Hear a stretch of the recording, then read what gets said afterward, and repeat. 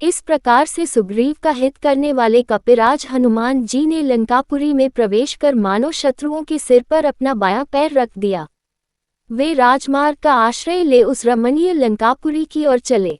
वहां पर स्वर्ण निर्मित विशाल भवनों में दीपक जगमगा रहे थे। कहीं नृत्य हो रहा था और कहीं सुरा पीकर मस्त हुए राक्षस अनर्गल प्रलाप कर रहे थे। हनुमान जी ने देखा कि बहुत से राक्षस मंत्रों का जाप करते हुए स्वाध्याय में तत्पर थे। कोई जटा बढ़ाए तो कोई मुंह मुड़ाए। रावण के अनेक गुप्तचर भी उन्हें दृष्टिगत हुए। हनुमान जी ने नगर के सब भवनों तथा एकांत स्थानों को छान डाला, परंतु कहीं सीता दिखाई नहीं दी। अंत में उन्होंने सब ओर से निराश होकर रावण के उस राजप्रासाद में प्रवेश किया जिसमें लंका के मंत्री, सचिव एवं प्रमुख सभासद निवास करते थे। उन सब का भली भांति निरीक्षण करने के पश्चात वे रावण के अत्यंत प्रिय गृहशाला की ओर चले। वहां की सीढ़ियां रत्नजटित थीं।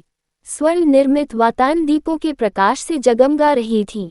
स्थान स्थान पर हाथी दांत का काम किया हुआ था। छतें और स्तंभ मणियों तथा रत्नों से जड़े हुए थे।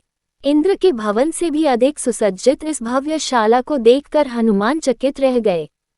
उन्होंने एक ओर स्फटिक के सुंदर पलंग पर रावण को हुए मदिरा के मद में पड़े देखा, जो कि अनिंद्य सुंदरियों से घिरे हुए था।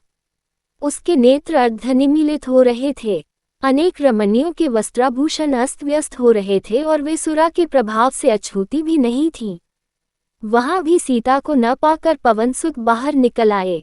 फिर हनुमान जी ने रावण के अन्य निकट संबंधियों के निवास स्थानों में सीता की खोज की, किंतु वहां भी उन्हें असफलता ही मिली। तत्पश्चात हनुमान ने रावण की पटरानी मंदोदरी के भवन में प्रवेश किया। अपने शयनागार में मंदोदरी एक स्फटिक से श्वेत पलंग पर सो रही थी। उसके शैया के चारों ओर रंग बिरंगी सुवासित पुष्पमालाएं झूल रही थीं। उसके अद्भुत रूप, लावण्य, सौंदर्य एवं यौवन को देखकर हनुमान के मन में विचार आया, संभवतः यही जनकनंदिनी सीता है। परंतु उसी क्षण उनके मन में एक और विचार उठा कि ये सीता नहीं हो सकती, क्योंकि रामचंद्र जी के वियोग में पतिव्रता सीता न तो सो सकती है और न इस प्रकार आभूषण आदि पहनकर श्रृंगार ही कर सकती है। अतएव ये स्त्री अनुपम लावण्यमयी होते हुए भी सीता कदापि नहीं है। ये सोचकर वे उदास हो गए और मंदोदरी के कक्ष से बाहर निकाले।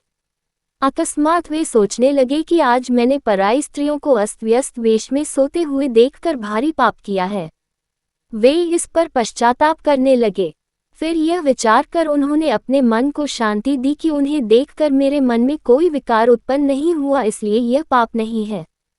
फिर जिस उद्देश्य के लिए मुझे भेजा गया है, उसकी पूर्ति के लिए मुझे अनिवार्य रूप से स्त्रियों का अवलोकन करना पड़ेगा। इसके बिना मैं अपना कार्य कैसे पूरा कर सकूंगा। फिर वे सोचने लगे, मुझे सीता जी कहीं नहीं मिली। रावण ने उन्हें मार तो नहीं डाला? यदि ऐसा है तो मेरा सारा परिश्रम व्यर्थ गया। नहीं, मुझे यह नहीं सोचना चाहिए। जब तक मैं लंका का कोना कोना न छान मारूं, तब तक मुझे निराश नहीं होना चाहिए। ये सोचकर अब उन्होंने ऐसे ऐसे स्थानों की खोज आरंभ की जहां तनिक भी असावधानी उन्हें यमलोक तक पहुंचा सकती थी। उन स्थानों में उन्होंने रावण द्वारा हरी गई अनुपम सुंदर नागकन्याओं एवं किन्नरियों को भी देखा, परंतु सीता कहीं नहीं मिली। सब ओर से निराश होकर उन्होंने सोचा, मैं बिना सीता जी का समाचार लिए लौटकर किसी को मुख नहीं दिखा सकता। इसलिए यहीं रहकर उनकी खोज करता रहूंगा अथवा अपने प्राण दे दूंगा। ये सोचकर भी उन्होंने सीता को खोजने का कार्य बंद नहीं किया।